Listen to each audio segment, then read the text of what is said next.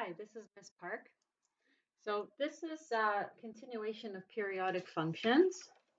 And I'm going to start with just a circle. So pretend this is like the Ferris wheel that we've already learned about. And I'm going to give the circle a radius of 1, just to be simple. Okay, so let's think about if let's say this was a Ferris wheel, right? We get on at this height, whatever that is, and then you have your radius of the wheel, and the wheel's going round and round. Let's talk about the average as being our 0. Okay, so you can be above the average height or below the average height. So we're going to talk about the average as being our 0. And then let's talk about where the chair would be going around the Ferris wheel. So the height above the 0 of the Ferris wheel, chair. So a chair, for example, in this location over here, if the radius of the wheel is 1, then in this location, the height of the chair would be 1. And then in this location, the height of the chair would be -1. Okay, so we're using the average as a 0. Now, everywhere else is, so let's say if the chair was over here, the height of the chair would be 0. Okay, and if the chair is over here, the height again is 0. Now, anywhere else, there's a chair, so let's say over here there's a chair. How do we figure out the height of the chair above the 0? So what we can do is we can make a right angle triangle there.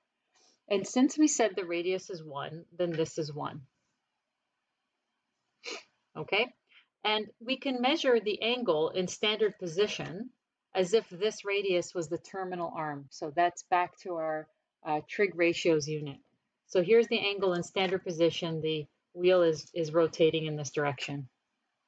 All right, and so this height above the 0 is the opposite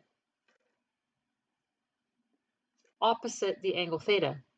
So in other words, what I have is that sine theta, which is the opposite over hypotenuse, is going to be equal to the opposite over 1, and that is the height of the chair.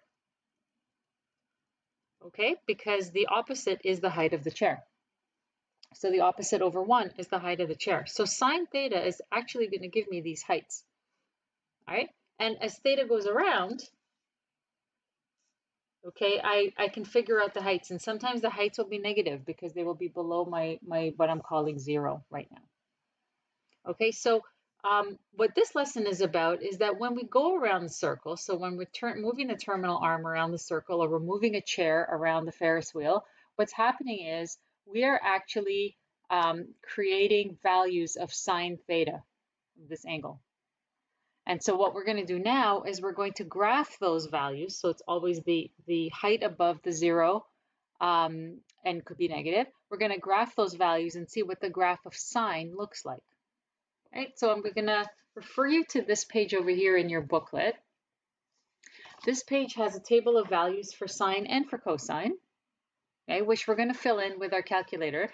But it also has these 2 grids where we're going to create our graphs. So take a moment and fill in these grids just with the scale, like I've put it here. And let's leave lots of space for 1 and -1. Okay, lots of space here. And around here, we need 360 degrees around the circle. Okay, so we're going to fill in this table of values.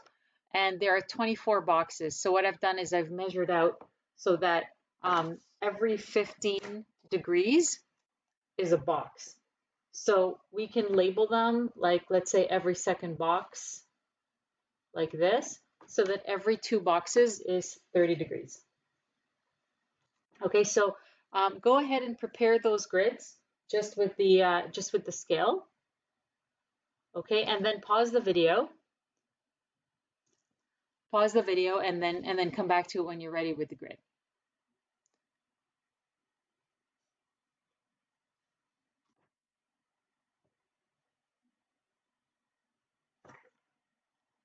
Okay, so now that you've hopefully got this grid done, I'd like you to take your calculator and fill in this table of values. So for sine theta, you're gonna put in sine 0 and write down what your calculator says.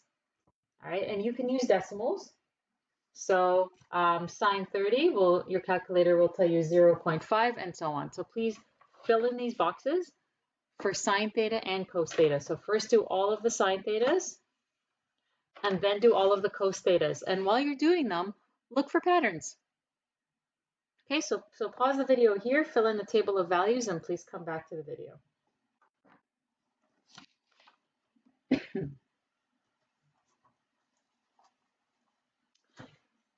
Okay, so here I've already done this, again, separate paper. So here I have the tables filled in. Okay, and let's notice some patterns, right? So if we're using decimals, you can see that I have sine 0 degrees is 0, sine 30 is 0.5, and so on and so on. And then sine 90 is 1. Let's look at our Ferris wheel. Okay, when this angle theta is 90 degrees, what happens is your chair is right up at the top. And so its height above 0 is 1. So sine 90 is 1. And then you keep on going with the calculator and get all these values. Now what happens after 180 degrees is now the chair is going to dip below the 0.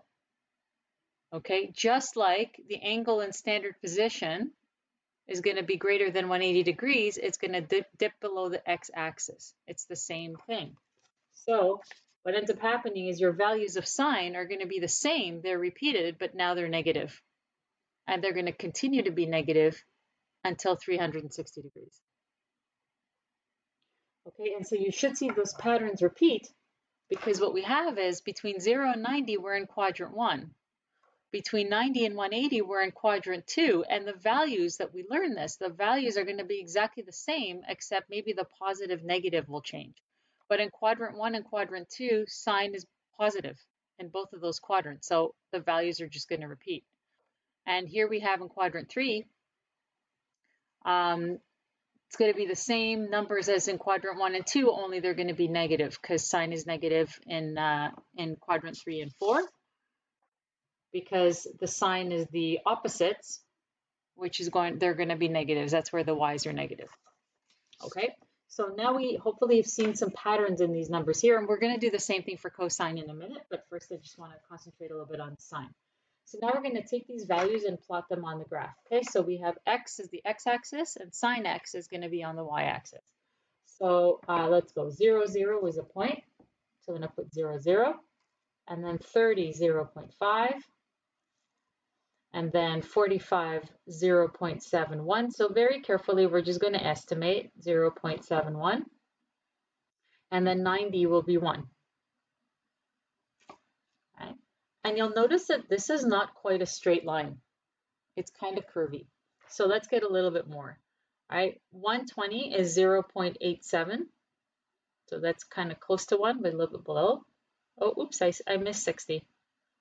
60 is 0.87, okay. 120 is 0.87 again. 135 is going to be 0.71. 150 is 0.5. And 180 is 0.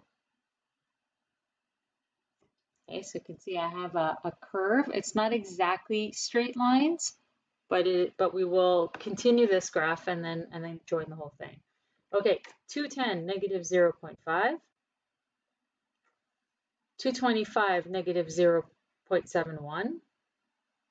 So that's just below the 0.7, that's just above the 0.75. 240 is negative 0.87.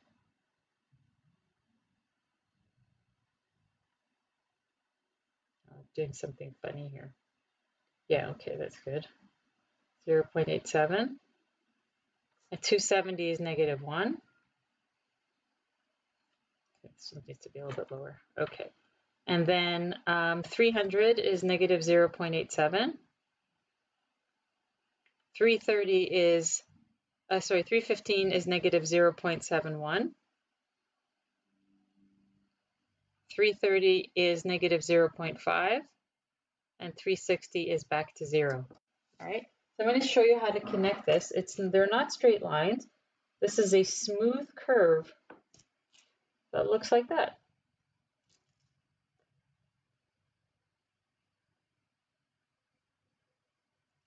Okay, and that is the graph of sine x. And if you like, you can go into Desmos and type in sine x and have it graph it for you and see what it looks like. You'll notice that this is periodic.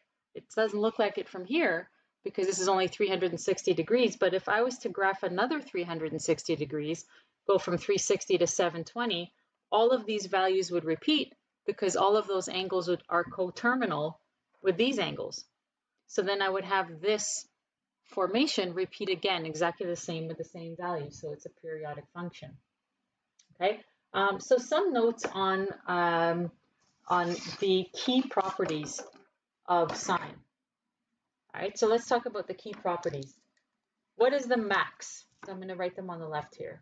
Okay. So the maximum value is 1.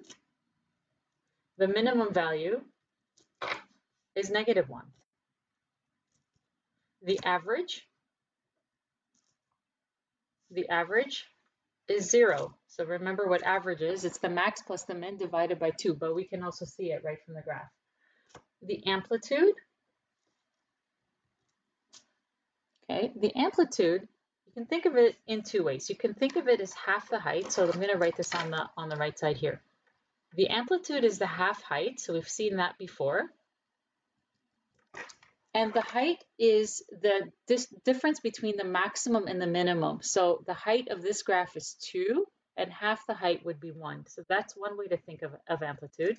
Another way to think of amplitude is the height above and below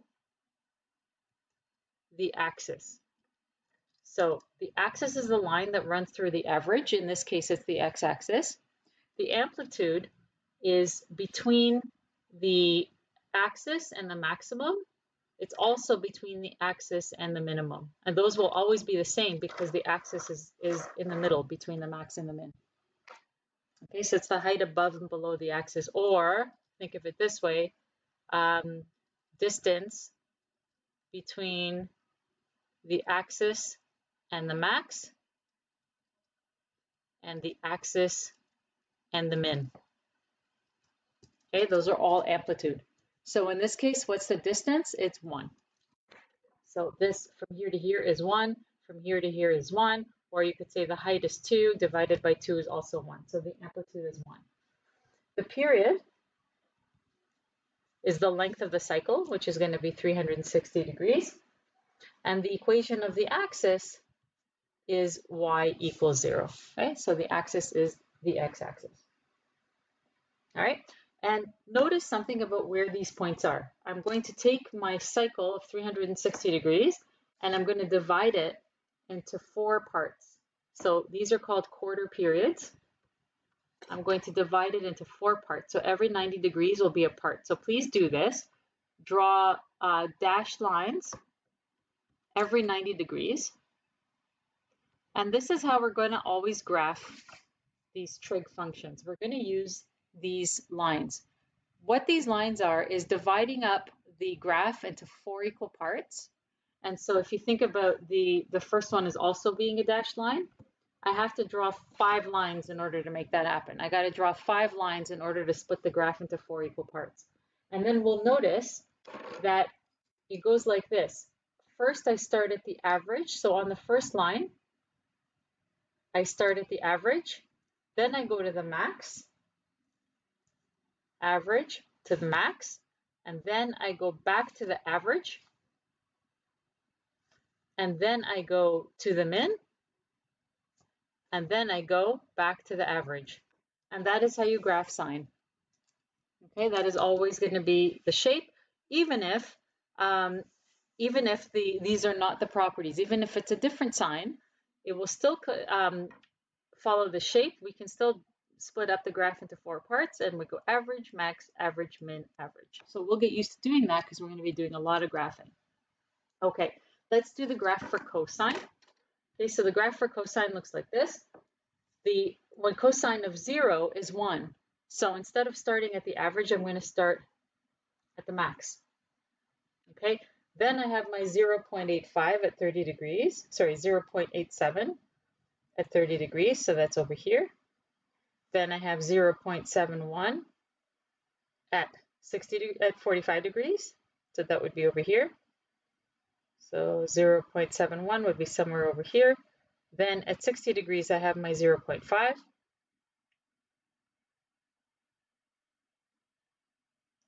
And then at 90 degrees, I have 0. All right. 120 is negative 0.5. So if you're having trouble because I didn't put the marks here, you can just follow with the graph immediately above it. 135 is negative 0.71. 150 is negative 0.87. 0.87. And 180 is negative 1. Okay, it's also taking a curvy kind of shape, but doesn't look like sine yet. Okay, 210 is negative 0.87. 225 is negative 0.71. 240 is negative 0.5. And 270 is 0. 300 is 0.5. 315 is 0.71. 330 is 0.87. And 360 is 1. Okay, take a look at this shape. I'm going to make a smooth curve through it.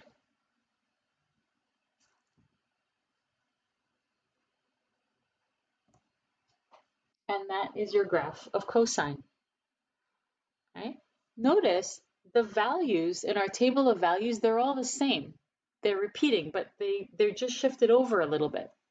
Okay, and so these two graphs are exactly the same. There's just shifted over a little bit.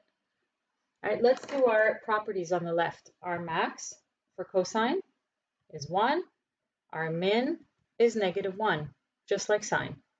Our average is 0, just like sine. Our amplitude is 1, just like sine. Our period,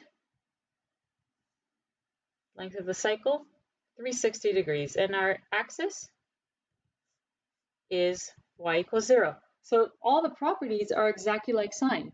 So what's the difference? The difference is where you start. So if we were to make our 4 parts again here,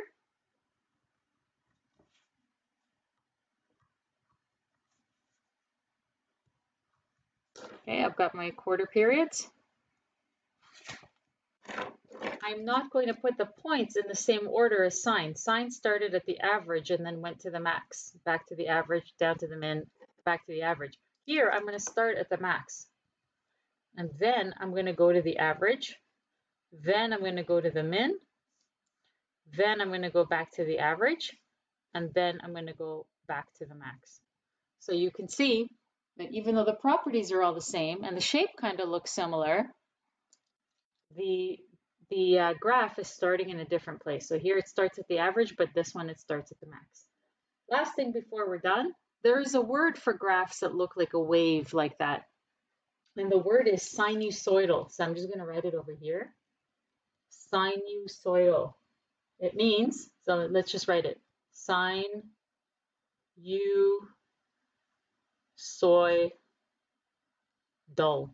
Okay, sinusoidal. And it means, the word sinusoidal means it looks like a wave. So like a wave. Okay, so this looks like a wave. So the question is, if a sine graph is called sinusoidal, what's a cosine graph called? Right? And if you're thinking it's cosinusoidal, it's not. It's also sinusoidal. They're both sinusoidal because they both look like a wave. So there is no other word. It's just sinusoidal, any graph that looks like a wave. Okay, so sine and cosine graphs. So that's it. And then what's coming up next is we're going to have, what do we always have when we have, when we learn new graphs? We transform them. So we're just going to do it a little bit differently this time from the last time that we did transformation. We're going to do it using key properties. All right, so stay tuned for that lesson. Thank you for watching.